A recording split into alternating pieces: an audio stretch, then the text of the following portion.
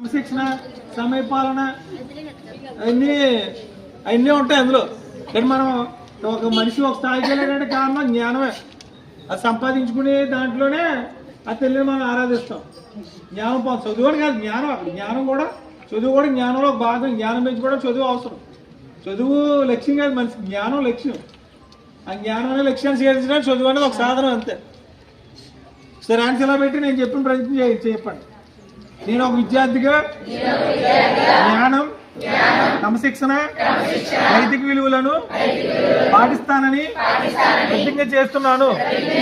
నా చదువును, నా కుటుంబం, నా కళాశాల, నా సమాజం గౌరవం పెరిగేలా కొనసాగిస్తాను.